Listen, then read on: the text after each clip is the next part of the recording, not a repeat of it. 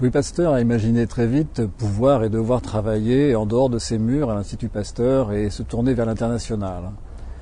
Il a imaginé très vite envoyer des chercheurs de par le monde et construire ce qui est devenu petit à petit le réseau des Instituts Pasteur, le réseau international des Instituts Pasteur. Ce réseau a traversé les crises politiques, crises économiques, crises sanitaires, et aujourd'hui compte 30 membres, 30 instituts de par le monde sur les 5 continents. Mais au-delà de ces instituts, de ces murs, ce sont surtout des femmes et des hommes qui, au travers de leurs travaux, mêlent leurs efforts pour essayer de mieux diagnostiquer, de participer à la surveillance et au total de permettre une lutte plus efficace contre les pathologies infectieuses. Ce réseau partage aujourd'hui 3 missions essentielles: la lutte contre les maladies infectieuses, la recherche en santé publique, la formation. Nous avons souhaité donner la parole à celles et ceux qui en sont les acteurs, directeurs et scientifiques, et écouter ce que représente pour eux le réseau des Instituts Pasteur.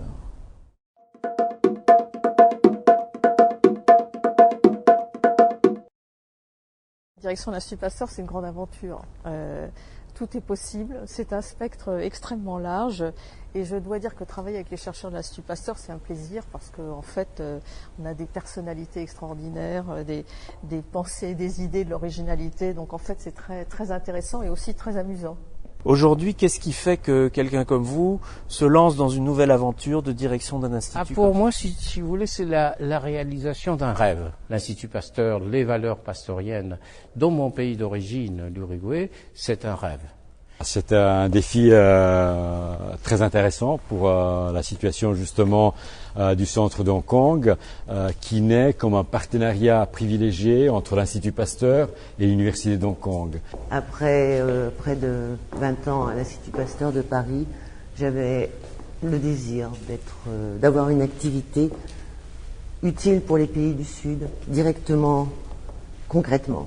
La recherche appliquée dans un pays excessivement pauvre et où en fait on arrive à montrer que la recherche c'est pas du tout un luxe, mais que c'est quelque chose qui va servir de manière immédiate aux patients, aux malades. Je me considère avant tout comme pastorien et donc je ne vois pas les frontières entre les différents pays qui ont adhéré par le biais de leur institut à un certain nombre de valeurs pastoriennes. Ça évoque l'histoire de la création de l'Institut parce que, en effet, Oswaldo Cruz a étudié à l'Institut Pasteur et s'est formé ici. Et toute l'école de médecine tropicale et des maladies infectieuses qui a été développée au Brésil est un fort rattachement aux idées françaises. Cette combinaison de travail en microbiologie et d'être membre de famille pasteurienne, pour nous, c'est une chose très grande.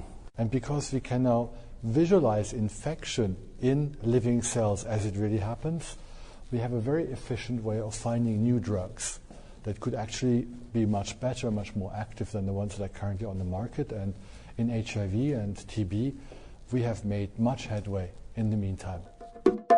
Et alors, est-ce qu'il y a un sujet, un thème de recherche qui vous paraît essentiel à mettre en avant aujourd'hui? Nous sommes dans le réseau de l'OMS. Je travaille donc sur les entérovirus et la rougeole. Je dirige le laboratoire de référence régional OMS pour la poliomyélite en Afrique. C'est le réseau de surveillance de la poliomyélite et alors tous les laboratoires des instituts Pasteur du réseau sont impliqués dans ce problème-là, dans le programme d'éradication de la poliomyélite. Et le laboratoire national de référence pour la rougeole. Je pense que ce sont 2 enjeux de santé publique. Un des sujets qui me tient le plus à cœur, c'est celui de la sécurité des aliments et de l'environnement. La sécurité sanitaire est devenue importante et c'est un défi du XXIe siècle. Virologie, rabies, CCHF, bactériologie, génétique, moléculaire. Il ne suffit pas d'avoir des produits alimentaires, il faut qu'ils soient consommables. Médecine, leishmania, malaria. Un programme de recherche sur la dengue et un programme de recherche qui vise à évaluer s'il existe un réservoir naturel au sein des animaux sauvages. Donc dans la forêt amazonienne, c'est particulièrement intéressant, c'est un programme multidisciplinaire avec des vétérinaires, des entomologistes, des virologues. Et c'est un programme de recherche qui donne à l'Institut Pasteur une compétence dans le domaine de la surveillance des maladies émergentes. Les virus respiratoires avec le coronavirus du SARS et puis bien sûr la grippe aviaire qui nous a amené à mettre en place un laboratoire de haute sécurité niveau P3 au Cambodge, ce qui était un challenge intéressant mais en même temps qui était devenu indispensable pour pouvoir manipuler des souches extrêmement pathogènes. Il y a la dengue évidemment, avec tous les échanges qu'on peut avoir avec l'Asie du Sud-Est et les risques d'importation d'autres arbovirus et de grippe. Et puis une thématique assez originale pour le réseau international des Instituts Pasteur, c'est la recherche sur le cancer de la plèvre lié à l'amiante environnemental.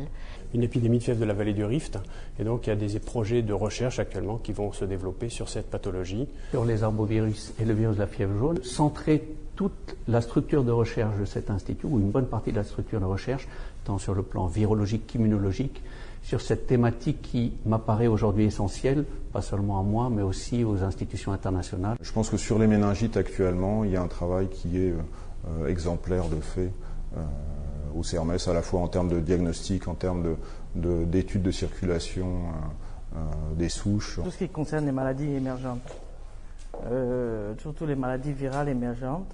La tuberculose, où justement nous avons un laboratoire qui analyse et qui étudie depuis plusieurs années la structure moléculaire de tous les bacilles, les BK circulant dans la région et internationale. 3 grands thèmes, les méningites, le paludisme, le système d'information géographique. Le sujet de la formation, de la prise en charge des scientifiques de l'Institut Pasteur d'Algérie, leur mise à niveau, mais aussi la collaboration dans certains sujets qui intéressent aussi bien la partie Maghreb que la partie Europe. Essayer de développer vraiment le personnel local pour arriver à une situation de développement dans ces pays-là. Je pense que c'est même la raison d'être de ces instituts Pasteur et leur différence principale par rapport à d'autres institutions de recherche dans les pays en voie de développement. Cet institut a été créé après le SRAS, donc il y avait quand même déjà une volonté de créer en Chine quelque chose qui n'existait pas, parce qu'ils ont été quand même un peu pris de court, il faut dire.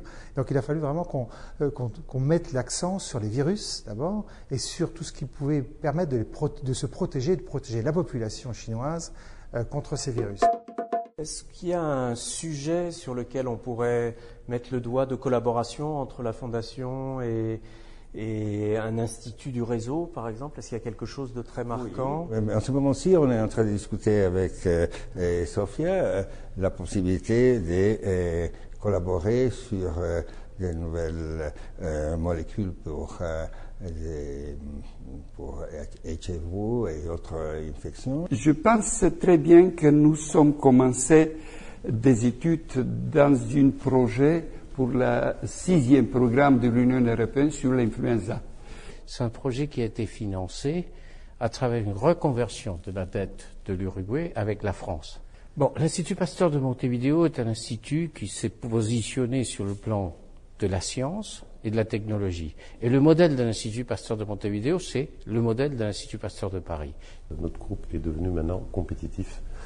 On publie pas mal, on a des brevets d'invention, d'ailleurs qui sont traités via le réseau, puisqu'on profite de l'expérience de Pasteur à Paris pour les aspects valorisation. To make this network stronger and to help not only the colleagues in Europe but also all over the world, because I believe that this is our responsibility. Merci et bonne continuation. And I hope we will collaborate more and more in the future. Tous nous ont parlé de l'importance de collaborer, d'échanger. Les problèmes sont multiples, ils sont pluridisciplinaires. Chacun a des expériences diverses et on ne résout plus les problèmes tout seul dans son coin. Il faut pouvoir collaborer. Alors, bien sûr, on peut collaborer sans réseau formel, on peut collaborer sans organiser la collaboration, mais le fait d'avoir un réseau structuré avec des valeurs communes encourage et facilite un certain type de collaboration avec des valeurs communes.